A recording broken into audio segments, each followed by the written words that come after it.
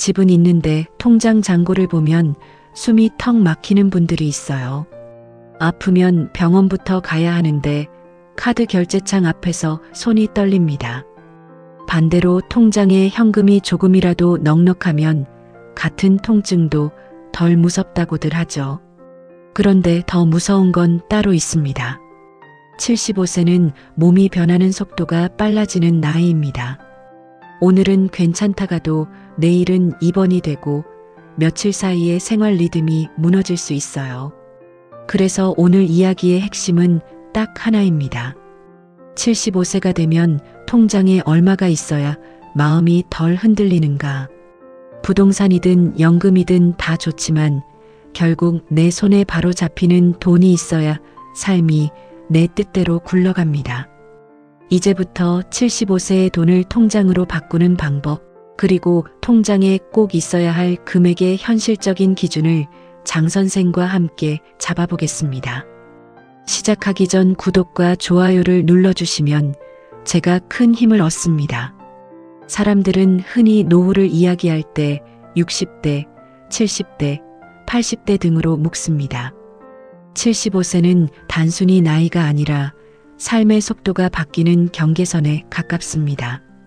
통계만 봐도 그렇습니다. 의료비 지출, 입원율, 돌봄 필요 가능성은 70대 초반까지는 완만하게 오르다가 75세 전후에서 몸의 변화가 크다는 통계가 있습니다. 관리의 노후가 끝나고 대응의 노후가 시작되는 지점, 그래서 오늘 이야기는 가장 중요한 변곡점인 75세를 기준으로 설명드리겠습니다. 75세의 돈은 수익이 아니라 선택권입니다. 젊을 때는 돈이 불어나는 속도, 집값이 오르는 폭, 남들보다 앞서가는 느낌이 중요했지요. 그러나 75세 이후에는 그 반대가 됩니다. 돈이 빨리 불어나는가 보다 돈이 빨리 움직이는가가 훨씬 중요해집니다. 내 몸이 보내는 신호는 기다려주지 않기 때문입니다. 오늘 병원비가 필요하면 오늘 나가야 하고 갑자기 집안에 손봐야 할 곳이 생기면 이번 주에 해결해야 마음이 편해요. 그런데 자산이 집에 묶여 있으면 그 순간마다 시간이 걸립니다. 집을 내놓고 연락을 기다리고 가격을 조정하고 계약서를 쓰고 잔금을 받고 세금을 정리하는 동안 마음은 계속 불안해집니다. 그 불안이 건강을 더 흔들기도 합니다. 75세는 심리적으로도 민감한 시기입니다. 예전 같으면 설마 내가라고 넘기던 일이 이제는 이번에 잘못되면으로 바뀌지요.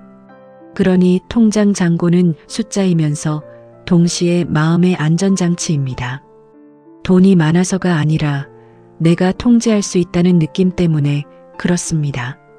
사람은 통제감을 잃을 때 가장 불안해집니다.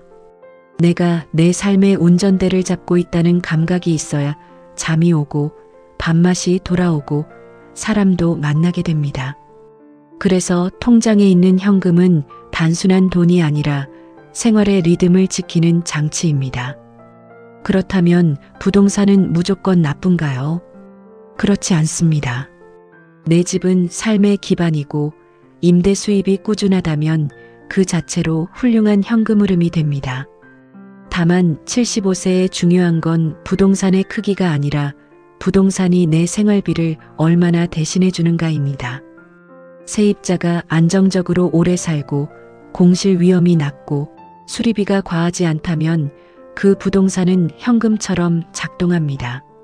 하지만 공실이 작고 임차인과 분쟁이 생기고 낡은 건물이라 수리비가 계속 들어가고 세금과 관리비가 부담이 된다면 그 부동산은 현금의 반대편으로 갑니다. 가진 사람을 지켜주지 못하고 가진 사람을 일하게 만들어요. 75세에는 그 일이 고통이 됩니다. 그래서 여기서 첫 번째 원칙이 나옵니다. 75세의 자산은 내가 움직일 수 있는 만큼만 가져가야 한다는 원칙입니다. 내 체력과 내 집중력이 감당할 수 있는 수준으로 단순화해야 합니다. 부동산이 많다면 줄이는 것이 때로는 건강을 지키는 투자입니다. 집을 팔아서 더 작은 집으로 옮기는 일은 단지 면적을 줄이는 게 아니라 걱정의 크기를 줄이는 일이기도 합니다. 관리비, 수리, 이웃 문제, 계단, 주차, 먼 병원, 이런 것들이 매달 마음의 비용을 만들거든요. 그리고 두 번째 원칙이 이어집니다. 통장에 있는 돈은 생활비 통장과 비상금 통장을 나눠서 기능을 다르게 해야 합니다. 생활비는 매달 일정하게 빠져나가도 되는 돈입니다. 반면 비상금은 손대지 않아도 되는 돈입니다. 문제는 이 둘이 섞이면 마음이 흔들린다는 겁니다. 이번 달 병원비가 나가면 이제 얼마 남았지 하며 불안이 바로 올라와요. 그래서 비상금은 아예 쓰지 않는 돈으로 따로 떼어놓고 생활비는 월급처럼 들어오게 만드는 방식이 더 안정적입니다. 돈의 총액이 같아도 구조가 다르면 마음의 평안이 달라집니다. 75세에 통장 잔고를 권하는 이유는 돈을 쓰라고 부추기려는 게 아닙니다. 오히려 반대입니다. 돈이 있어야 쓸 때 제대로 쓰고 아낄 때는 과하게 아끼지 않게 됩니다. 통장이 비면 사람은 병원을 미루고 약을 줄이고 따뜻한 밥보다 싼 음식을 고르고 결국 더 큰 비용으로 돌아오게 됩니다. 그러니 현금은 사치가 아니라 예방입니다. 큰 병을 막는 가장 현실적인 방패가 바로 당장 움직이는 돈입니다. 이제 진짜 질문으로 들어가 보겠습니다. 75세가 되면 통장에 얼마가 있어야 안심이 될까? 정답은 하나가 아닙니다. 다만 기준은 만들 수 있습니다. 그 기준은 생활비와 의료비와 돌봄비를 한 덩어리로 보지 않고 각각의 성격을 구분하는 데서 시작합니다. 먼저 생활비입니다. 생활비는 예측이 가능합니다. 대략 매달 얼마가 나가는지 계산이 됩니다. 문제는 내 생활비 전부를 통장에 쌓아두는 게 아니라 부족한 부분만 통장으로 메우면 된다는 점입니다. 국민연금, 기초연금, 개인연금, 임대수입, 이런 고정수입이 있다면 생활비의 빈틈은 줄어듭니다. 그러면 통장에 필요한 돈도 줄어듭니다. 반대로 고정수입이 적거나 불안정하면 통장에 더 두툼한 완충제가 필요합니다. 둘째는 의료비입니다. 의료비는 예측이 어렵습니다. 갑자기 커질 수 있습니다. 특히 75세 이후에는 만성질환이 겹치는 경우가 많고 입원이나 수술이 한 번만 있어도 지출이 크게 느껴집니다. 최근 통계에서도 노인 진료비가 매우 큰 비중을 차지한다는 흐름이 반복해서 확인되고 있습니다. 노인 한 사람의 연간 진료비가 전체 평균보다 훨씬 높다는 자료가 계속 나옵니다. 그래서 의료비는 생활비처럼 월 단위로 나눠 생각하면 부족합니다. 의료비는 한 번에 크게 나갈 가능성을 염두에 둬야 합니다. 셋째는 돌봄비입니다. 여기서 말하는 돌봄은 간병, 요양, 도움을 받는 비용입니다. 이 비용이 가장 무섭습니다. 왜냐하면 금액도 크지만 기간이 길어질 수 있기 때문입니다. 치매나 중풍 이후 재활, 낙상 이후 거동 불편, 이런 일들은 몇 주로 끝나지 않을 때가 있습니다. 그래서 75세의 통장 기준은 생활비만으로는 절대 잡히지 않습니다. 돌봄비까지 포함해야 마음이 진짜 편해집니다. 다행히 우리나라는 장기요양보험 제도가 있어서 등급을 받으면 재가급여나 시설급여를 이용할 때 본인 부담이 일정 비율로 정해져 있습니다. 재가급여는 본인 부담이 더 낮고 시설급여는 그보다 조금 높습니다. 이 제도가 있다는 사실만 알아도 통장 목표를 과하게 잡지 않게 됩니다. 하지만 반대로 본인 부담이 아예 없는 게 아니라는 점도 분명히 알아야 합니다. 게다가 비급여, 식비, 간병의 빈틈은 개인 부담으로 남는 경우가 있어요. 그래서 제도는 방패이지만 통장은 그 방패의 틈을 막는 재료입니다. 치매 문제도 빼놓을 수 없습니다. 치매는 단지 기억력의 문제가 아니라 가족의 시간과 경제를 함께 흔드는 병입니다. 최근 조사에서는 치매 유병률 자체는 큰 폭으로 오르지 않더라도 돌봄 부담과 비용 부담이 크다는 점이 반복해서 강조됩니다. 그러니 75세의 통장 기준에는 치매 가능성을 공포로 넣을 필요는 없지만 현실로는 반드시 반영해야 합니다. 나는 괜찮을 거라는 믿음만으로는 마음이 편해지지 않거든요. 이제 여기서 중요한 전환이 하나 있습니다. 75세의 통장 목표는 얼마를 모으자가 아니라 얼마를 비워두지 말자입니다. 많이 쌓아두는 것과 바닥을 만들지 않는 것은 다른 이야기입니다. 통장을 바닥까지 쓰면 그때부터는 모든 선택이 좁아집니다. 병원을 고르는 선택, 요양을 고르는 선택, 자녀에게 부탁할지 말지의 선택, 심지어 집을 지킬지 말지의 선택까지 좁아집니다. 그래서 75세 통장은 바닥을 막는 안전선으로 설정해야 합니다. 이제 오늘의 핵심 숫자를 꺼내보겠습니다. 75세의 통장에 꼭 있어야 할 금액은 사람마다 다릅니다. 하지만 기준선은 말할 수 있어요. 저는 기준선을 두 겹으로 잡는 방법을 권합니다. 하나는 최소 안전선이고 다른 하나는 마음의 여유선입니다. 최소 안전선은 이렇게 잡습니다. 내 한 달 생활비에서 고정 수입을 뺀 금액을 계산합니다. 그 금액이 매달 내 통장에서 빠져나가는 부족분입니다. 그 부족분을 3년치로 잡습니다. 왜 3년이냐고요? 75세는 평균적으로 앞으로 10여 년 이상을 거뜬히 살아갈 가능성이 큰 나이입니다. 실제 생명표 자료에서도 75세의 기대여명이 두 자릿수로 제시됩니다. 그러면 남은 시간이 길다는 뜻이고 그만큼 자산을 한 번에 소진하면 위험하다는 뜻입니다. 동시에 부동산을 정리하거나 생활 방식을 바꾸는데 현실적으로 걸리는 시간을 생각하면 1년치로는 너무 얇고 5년치는 너무 부담이 됩니다. 3년은 상황을 바꾸기 위한 시간으로 가장 현실적인 구간입니다. 여기에 의료비 예비비를 더합니다. 의료비 예비비는 개인차가 크지만 적어도 1,000만 원 단위의 현금이 한 덩어리로 움직일 수 있어야 합니다. 그래야 수술비나 검사비, 치료 과정에서의 교통과 보호자 비용 같은 현실 지출을 흔들림 없이 감당합니다. 그리고 돌봄비 예비비를 더합니다. 돌봄비 예비비도 적어도 1,000만 원 단위는 필요합니다. 장기요양 등급을 받는 과정에서도 시간이 걸 수 있고 집을 안전하게 바꾸는 비용도 들어갑니다. 문턱을 없애고 미끄럼을 막고 침대나 보조기구를 들이는 비용이 한꺼번에 나갈 수 있어요. 그때 통장이 버텨줘야 합니다. 이렇게 계산하면 많은 분들에게 최소 안전선은 대략 8천만 원에서 1억 원 사이로 잡히는 경우가 많습니다. 여기서 중요한 건 숫자의 크기보다 구성입니다. 3년치 부족분이 크면 클수록 최소 안전선도 커집니다. 반대로 고정 수입이 안정적이면 최소 안전선은 내려갑니다. 그러니 나는 남들 기준이 아니라 내 부족분 기준으로 계산해야 합니다. 남이 1억을 필요로 한다고 해서 나도 무조건 1억이 필요한 것이 아니고 남이 8천만 원이면 된다고 해서 나도 8천만 원이면 되는 것도 아닙니다. 그 다음이 마음의 여유선입니다.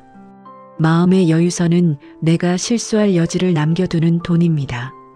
75세에는 실수가 늘 수 있습니다. 판단이 느려지고 계약서가 복잡해지고 전화 한 통에도 피로가 쌓입니다. 그럴 때 돈이 부족하면 더 나쁜 선택을 하게 됩니다. 급하게 대출을 받거나 급하게 집을 내놓거나 급하게 누군가에게 맡기게 되지요. 그래서 여유선은 급한 결정을 막는 돈입니다. 저는 여유선을 최소 안전선에 2천만 원에서 5천만 원 정도를 더한 구간으로 잡는 것을 자주 권합니다. 그러면 많은 분들에게 현실적으로 1억에서 1억 5천만 원 정도가 통장에 있으면 마음이 덜 흔들리는 구간이 됩니다. 물론 자산 규모가 큰 분은 더 크게 잡을 수 있습니다. 자산이 크면 생활 수준도 높아져서 부족분 자체가 커지는 경우가 많으니까요. 반대로 자산이 작아도 통장에 많은 돈이 있어야 한다는 뜻은 아닙니다. 이럴 때는 통장 목표를 무리하게 올리는 대신 고정 수입을 늘리거나 주거비를 줄이는 쪽으로 설계를 바꿔야 합니다. 이를테면 집을 줄여서 관리비를 낮추고 남는 돈으로 매달 들어오는 구조를 만들거나 주택연금 같은 제도를 검토하는 방식입니다. 여기서 핵심은 현금의 총량과 현금의 흐름을 동시에 갖추는 것입니다. 75세의 재정은 저수지와 수도관이 함께 있어야 합니다. 저수지가 통장 잔고이고 수도관이 매달 들어오는 수입입니다. 또 하나 현실적인 조언이 있습니다. 통장에 있어야 할 돈을 전부 보통 예금에 둘 필요는 없습니다. 다만 언제든 꺼낼 수 있어야 합니다. 그래서 돈을 묶지 않는 것이 중요합니다. 중도 해지하면 손해가 큰 상품, 해지 절차가 복잡한 상품, 담당자를 거쳐야만 돈이 나오는 구조는 75세에 부담이 됩니다. 내 손으로 꺼낼 수 있는 통장, 당일이나 며칠 안에 현금화 가능한 상품, 이 정도로 단순해야 합니다. 특히 배우자나 자녀가 대신 처리해야 하는 상황을 고려하면 절차가 복잡한 상품은 오히려 위험이 될 수 있어요. 그리고 보험 이야기를 빼놓을 수 없습니다. 75세는 보험이 늦었다고 느끼는 분이 많지요. 하지만 제도와 상품이 바뀌는 부분이 있습니다. 노후 실손과 유병력자 실손 같은 상품의 가입 연령이 확대되는 정책이 발표된 적이 있고 이런 변화는 의료비 불안을 줄이는데 도움이 될 수 있습니다. 다만 실손은 만능이 아닙니다. 비급여 이용이 많으면 보험료가 오를 수 있고 보장 범위와 자기 부담이 상황마다 다르니 반드시 내용을 읽어야 합니다. 보험은 통장을 대신하는 게 아니라 통장의 소진 속도를 늦추는 역할로 보는 게 맞습니다.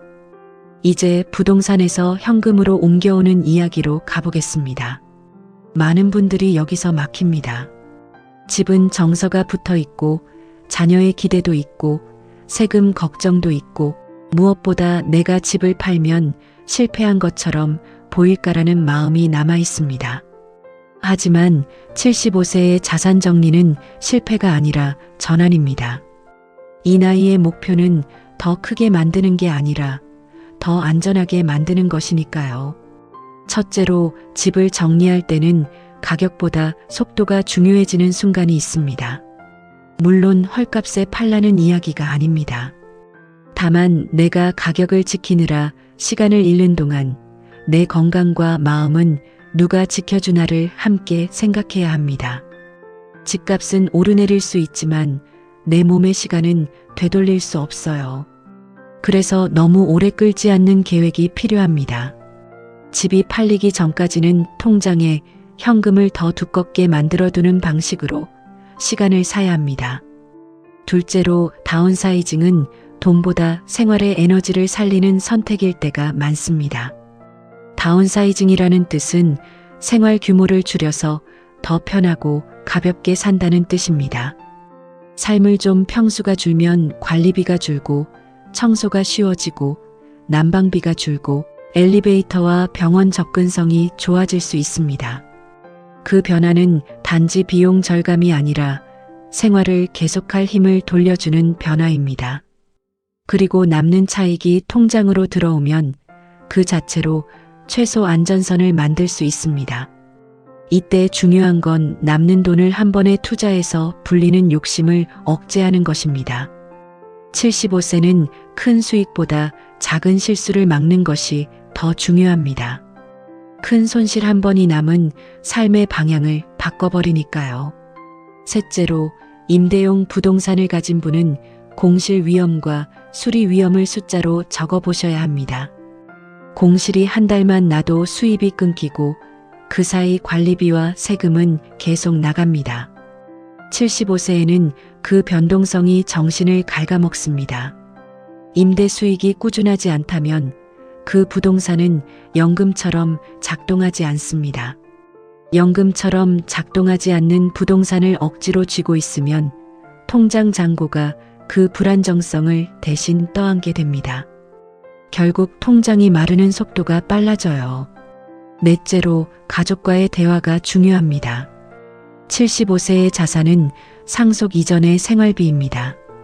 그런데 자녀는 종종 집은 남겨두세요라고 말합니다. 나쁜 뜻이 아니라 부모를 위한 마음일 때도 많지요. 하지만 부모의 통장 잔고가 비어있는 줄을 모르는 경우가 많습니다. 그래서 대화를 할 때는 감정이 아니라 구조를 보여줘야 합니다. 내가 매달 얼마가 들어오고 얼마가 나가고 비상금이 어느 정도이며 돌봄비가 생기면 무엇이 부족해지는지 이렇게 구조로 설명하면 갈등이 줄어듭니다. 내 삶이 먼저라는 말은 이기적인 말이 아닙니다. 오히려 자녀에게 부담을 줄이는 가장 현실적인 방법입니다. 다섯째로 자산의 주체성을 지키는 장치를 마련해야 합니다. 75세 이후 가장 흔한 비극은 돈이 없어서가 아니라 돈이 있는데 내 돈을 내가 못 쓰는 상황입니다. 가족에게 맡겼는데 연락이 늦어지고 명의를 넘겼는데 내 뜻대로 못 쓰고 누군가 대신 관리하다가 분쟁이 생기는 경우지요. 그래서 권한은 꼭 본인이 잡고 있어야 합니다. 힘이 있을 때 정리해야 합니다. 치매나 인지 저하가 오면 서류 하나 처리하기도 어려워집니다. 그러니 지금 건강할 때 통장과 자산의 구조를 단순하게 해두는 것이 가장 큰 예방입니다. 장 선생이 늘 강조하는 건 돈의 크기가 아니라 돈의 주도권입니다. 주도권을 지키면 마음이 삽니다. 마지막은 실행 계획입니다. 말은 쉬워도 행동은 어렵지요. 그래서 저는 75세의 실행 계획을 이렇게 권합니다. 먼저 내 부족분을 계산합니다. 다음으로 최소 안전선이 얼마인지 정합니다. 그 다음으로 내가 가진 자산 중 무엇을 현금화할지 결정합니다. 그리고 그 현금을 생활비 통장과 비상금 통장으로 나눕니다. 마지막으로 매달 들어오는 구조를 하나라도 만듭니다. 연금이든 임대 수입이든 자동이체든 월급처럼 들어오는 돈이 있으면 사람은 생각이 단순해지고 삶이 안정됩니다. 75세에 가장 필요한 것은 복잡한 금융기술이 아니라 복잡함을 줄이는 기술입니다. 에필로그 75세의 통장 잔고는 단순한 숫자가 아닙니다. 내 삶을 내 손으로 지킬 수 있다는 증거입니다. 불안은 대개 미래가 아니라 오늘 당장 대응할 힘이 없다는 느낌에서 옵니다.